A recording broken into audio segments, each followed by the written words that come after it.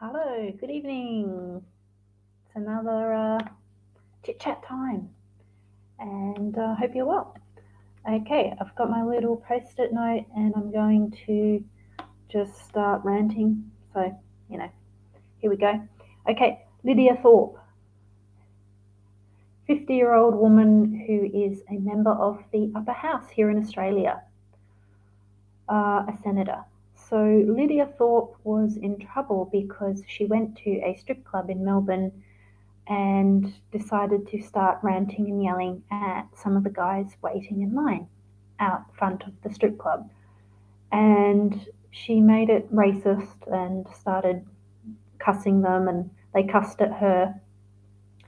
And I suppose it's one in a long line of Lydia Thorpe being slightly unhinged moments. And what people are starting to say here in Australia is, should a senator be running around draped in the Indigenous flag, attacking people like Kelly J. Keane when they come to speak in front of Parliament House?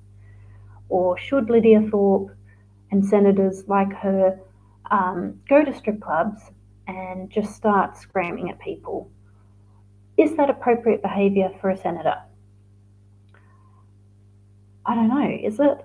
Isn't that what senators do? Just more quietly, they go to strip clubs and fool around and do inappropriate things. I mean, I thought that was the sort of point of having senators and politicians in general. It would be kind of weird if there were politicians who were not a little bit inappropriate at times. I don't know. Maybe I'm just a bit jaded and cynical, but Lydia Thorpe, you've got to hand it to her.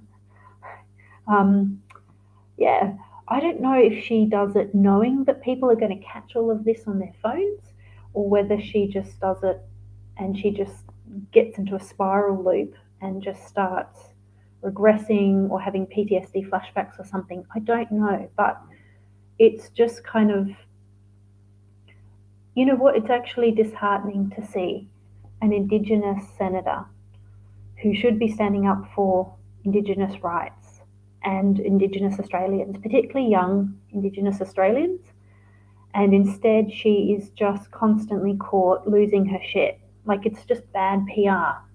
And someone on her team needs to pull her aside, give her a coffee, just help her calm down a bit, and really have a think about how is she using her voice? How is she using her example? And who is she helping? Because at the moment it's not clear. So I don't know much about her. I just hear these random stories and I think, God, as an Australian, it's a little bit embarrassing sometimes when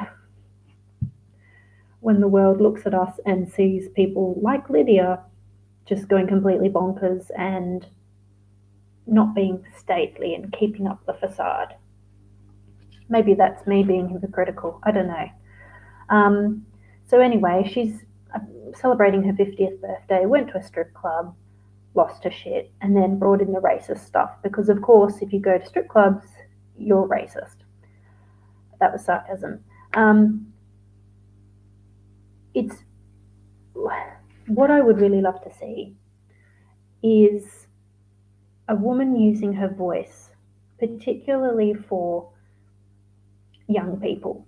So I've taught Indigenous students before, and one of the things that really helped them engage with the lessons at school and get engaged and get motivated and focus was when I brought in references to their culture or cultures. And it made such a difference, just that one thing, to be able to do that for Indigenous students, to make them feel included, to make them feel like, oh, we're not completely invisible in mainstream Australian society, and part of our cultures is really interesting and relevant to what we're doing in school. My limited experience is that when I reached out to the local Aboriginal organisation, and I've forgotten the name that they have, but they're a state-funded organisation that you go to try and connect with Indigenous communities and say, hey, do you want to come and talk to white people, or not? But just, you reach out and you try to make some connection. And as an Australian, that's a very fraught thing sometimes. Like, where the hell do you start? We've had 200 odd years of pretty negative engagement, let's put it mildly, with Indigenous Australians. And whether you engage with that and try to do something about it, that's up to each individual. But what I tried to do was reach out to a group and get them to interact with the students and help them out. And I got no reply. And I wasn't the only teacher that had had that experience. So I just feel like if we are going to make changes in society, surely it starts at the very basic level, just one-on-one with relationships and people. And I wish that someone like Lidia Thorpe would use her power that she's in, this incredible position she's in, to actually affect some sort of positive change, particularly for young people, rather than going to fucking strip clubs and being obnoxious. Anyway, moving right along. Unisex, bad idea, change rooms. I've got it on my note. Apparently clothes stores have been doing this for a while now, but they've now got unisex change rooms. So there's no male, there's no female. Sometimes there aren't even doors with locks, there's just curtains. And this seems to be something that is just pushed. Again, this kind of generic and very quickly rolled out feature of certain businesses. And the problem with that is that it poses real issues for people, particularly women, who want to go into a space, get their kid off, change clothes, try things on, without the fear that someone is going to rip open the curtain and that someone is going to be of the opposite sex, namely a tall guy looking at them up and down. Unfortunately, that shit happens every day, day in and day out. And when you create a space where anyone can kind of do anything they want, you've just set up some really worrying possibilities for safeguarding and how that'll happen in a negative way. So I think unisex spaces in terms of changing rooms, anywhere where you're vulnerable, like a toilet or a changing room, fucking terrible idea. Absolutely shit. And the thing is, particularly as a female, it sounds like you don't even get a choice. Like, why can't we have male, female spaces and then have a unisex third option where people can mix and mingle as they like? I just don't understand why a female-only space has to get completely annihilated at the click of a finger. Just boom, done. Now, apparently one of the companies, allegedly, that is doing this is Nike. And I suppose it shouldn't be surprising because you've literally just run a campaign for women's sports clothes and you've had a very skinny young man prance around in that outfit selling the products. So that doesn't surprise me that Nike's possibly on that list. What also surprises me, however, is the recent reaction to Nike doing a campaign with a trans woman, Dylan Mulvaney, versus Bud Light, using the same model for a different product for beer, or toilet water as some people call it. And I just want to dig into that a little bit because that's really, really, really telling, again, about the differences between women as a market and as a cultural force and men as a market and a cultural force. So you have Dylan Mulvaney doing two different ads. So let's talk about the Nike one first. In the Nike one, he is wearing a crop top and he's wearing some really tight leggings. And he's got his hair up in a long ponytail and he sort of bobs his head so the hair goes back and forth in like a whip. And he's got that big, massive, like, his mouth, I can't do it because my mouth's small, but he's got a massive mouth that's sort of open in a constant gaping kind of smile, like those doll toys in like circuses where they're like, and and then you throw the ball at them and try and get them in the mouth. It's a bit like that, looking at the way he performs when he's performative. And the Nike ad was aimed at women, apparently, whatever that means these days. And there was a backlash, but there was not a massive cultural backlash that was so financially crippling that Nike had to issue an apology and say, shit, sorry, women, we shouldn't have done that. Bit awkward, oops. Yeah, okay, we'll rethink our marketing campaigns next time. Nike didn't have to do that because not enough women complained. And by women, I'm calling them cis women, adult human females, women. And compare that reaction to the reaction that Dylan got with Bud Light. So the company that sells beer to primarily men and apparently donates money to the conservatives in the United States. The backlash to having a trans woman represent drinking beer to guys, heterosexual cis men, there you go if you want to put it that way, the reaction was instantaneous, extreme, strong, and clear. And it hit the company financially. They've apparently lost billions of dollars from their company's bottom line. I find that really interesting that Nike got away with their ploy or their plan or their marketing campaign using a trans woman, and Bud Light didn't. And a part of me wonders, is that because women as a whole don't tend to stand up for themselves, for ourselves, and men do, and are just more upfront about it? Or is there something particular about beer? I don't know. My neighbours, hi. I'm trying to spruce the place up. There we go. A little bit of a plant there going now. Anyway, I just thought that was a really interesting different reaction to have from two different companies. So I've also written down the word here, Judy Blume. So Judy Blume is an author, and she wrote the book Are You There, God? It's Me, which was the joys of live streaming. I think they've gone now. Rattling the keys in the lock. Okay. So Judy Blume wrote this book called Are You There, God? It's Me. And apparently over the weekend, or the last couple of days, she praised J.K. Rowling. So in an interview, according to news.com.au, in an interview she said, I love her, J.K. Rowling. I'm behind her 100% as I watch from afar.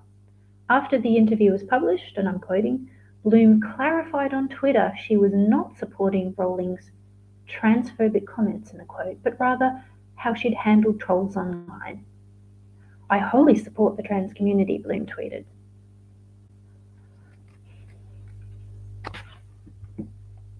Why did she need to clarify that? Why did she need to apologize for saying that she loves this children's author? And the second question I have is, she was not supporting Rowling's, quote, transphobic comments, end quote. What are those comments? What are the transphobic comments? Transphobia meaning that you have an irrational fear and hatred of people who are trans, which I have never seen J.K. Rowling demonstrate in the slightest. But again, I might be ignorant. Please tell me, or tell Judy Blume, what comments J.K. Rowling has ever said that are actually full of terror and irrational mental fear of trans people. Because I've never heard a single thing that she's said or seen a single word that she's written in a sentence saying that she's irrationally terrified of this group of people. I've actually seen her say that she loves and knows some trans people. So what pisses me off about that particular article and the way that it's phrased on news.com.au is that it's just, oh yeah, it's just a given. It's just like, yeah, self-evident that J.K. Rowling is transphobic. And not once has this article or this organisation, or indeed any of J.K. Rowling's detractors, not once have they actually pulled up some language and said, this is the language that we are using when we refer to her as transphobic. I've never seen that happen. It's so freaking lazy. It's so lazy. It's so presumptive and jumping on the bandwagon and just not doing your research. And I just find that really frustrating. I would love the receipts. I would love to see the evidence. And again, I think that a lot of these public figures are going to be a bit chagrined in the future when J.K. Rowling comes back into popularity in the mainstream, and I believe that she will.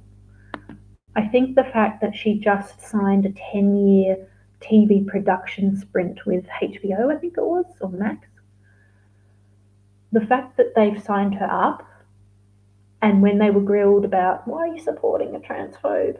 The fact that they said, we don't talk about that, that's not our thing, that's not what we're doing here. The fact that they did that, to me, signals that they're going to make money and that they believe culture is going to change in the next 5 to 10 years. And it absolutely will. And so far, J.K. Rowling's brand has proven durable despite the worst heat that she's gotten. And it's really interesting. I find it so fascinating when culture goes one way and within the space of a few years it goes back. I remember, a couple of years ago, everything was about racism, the George Floyd killing. That was a poignant, terrible moment that changed the world and changed some of the world I live in, the world that most Westerners live in, and some of the cultural conversations. But look at how quickly that's already kind of been subsumed by the more hot topics of trans rights, for example. I'm curious and slightly worried to see what will transplant, or that was a Jungian phrase. What is it? Freudian slip. I'm curious to see what culture or what movement or idea is going to replace the current one. I'm a bit worried, to be honest, and it will change because that's what culture does. It just goes back and forth because people get bored talking about the same topic. So you've got to get in, bring in fresh new meat and talk about something else. So yeah, I just find that really interesting when that happens. So I think Judy Blume, who a bit cowardly walked back her comments afterwards, I think that that's a bit of a cop-out, and I think that she might be a bit embarrassed later on when J.K. Rowling is publicly perhaps exonerated. And I think it'll take quite a few things to come out before that happens. I think there'll be lots of medical scandals. I think that the generation now of young people, when they hit maybe their mid-20s or their 30s, oh my God, it's going to be so fucking messy. And I think J.K. Rowling will be vindicated then. So, I don't know, swings and roundabouts, right? She'll be in her 60s or 70s by then. So, very interesting how things change. And the last thing I wrote down on my little post-it note was Steven Seagull. You know that actor with he's really tall and he's got the long black ponytail and he has those cool leather jackets. Apparently he's Russian. I didn't know that. But he was born in Russia and then came to America and became this jiu-jitsu aikido expert dude, martial artist. Apparently he's Russian. And he's gone over to Russia to do a concert for Putin. You can't make this up. He's like an ambassador for Russia-US relations. He's a Russophile, apparently. And he's going over there to play like the banjo or something. I probably got the instrument wrong. And he's playing for an anti-fascist concert. And I thought that was kind of funny because you've got an American martial artist sports star, in the ilk of like Sylvester Stallone, that sort of famous 80s guy with the muscles and the hair and the jackets and and I think it's interesting that he's doing it in Russia and that the Russians are calling it an anti-fascist concert.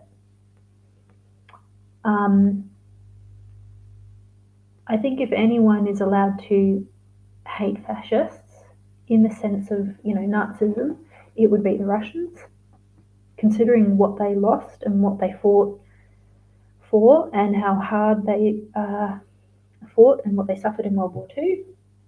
I think they have the right to have an anti-fascist concert, even though the country itself is the opposite of fascism, but it's still totalitarian. What is it, communist, or was communist? But that's priceless. A martial artist playing a music concert. Anyway, that's all I had to share. Just some random thoughts. I'm going to get my wisdom teeth out, so I'm not going to be able to talk for a few days. But hopefully that was an interesting little dilly dally, and hope you stay safe and see you later. Bye.